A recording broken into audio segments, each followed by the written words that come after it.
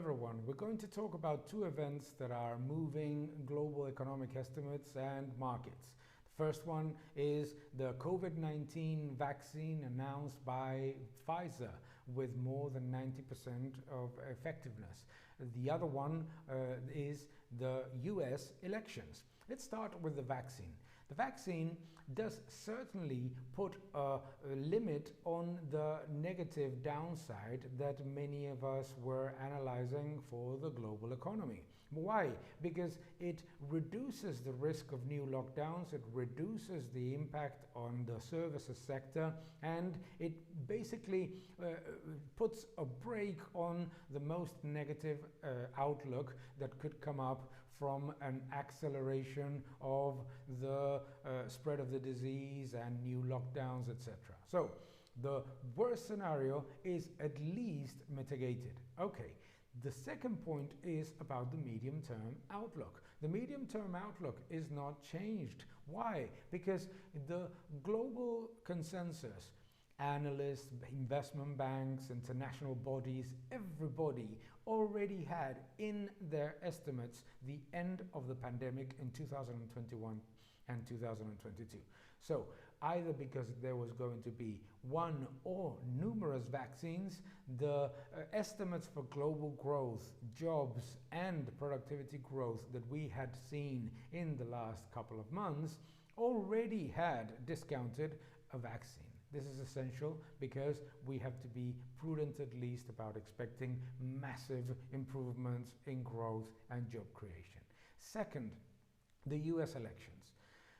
Investment banks and analysts tend to believe that the change of president in the United States is going to make a radical impact on the economy and that they're going to make huge changes that will lead to a massive difference relative to the previous president. Let's think about reality. If we look at the, for example, idea that many people are talking about the end of protectionism, we must remember that between 2009 and 2016, with Joe Biden as vice president, the United States implemented more protectionist measures than any other country in the world. We also must remember that there were tariffs on solar panels from China, there were tariffs against Chinese products, and that there were also limits to the movement of capital from China into the United States.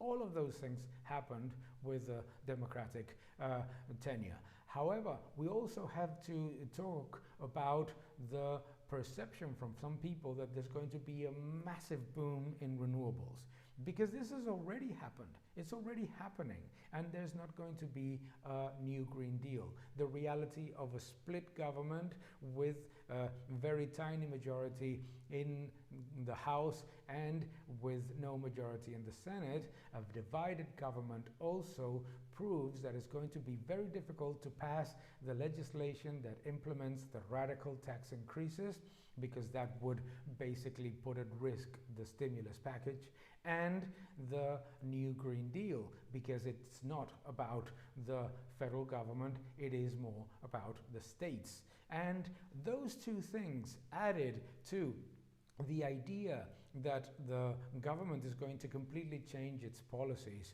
relative to global trade are informing views of investors that may be misguided. If we look at the Obama tenure with Joe Biden as vice president, the dollar strengthened.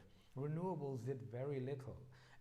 The reality is that technology giants and the S&P 500 rose significantly more than the European markets or emerging markets, let alone the Chinese market. So in reality, the calls for a bet against the dollar and into the European economy and into the emerging market economies are misguided and predicated on the idea that the changes of policy are going to change long-term trends that actually are unstoppable. Therefore, we need to be simply optimistic but prudent, both with the vaccine and with the idea that there's going to be a complete overhaul of the market and economic trends that we have seen in the past decade. Because it's not about the president and it's not about the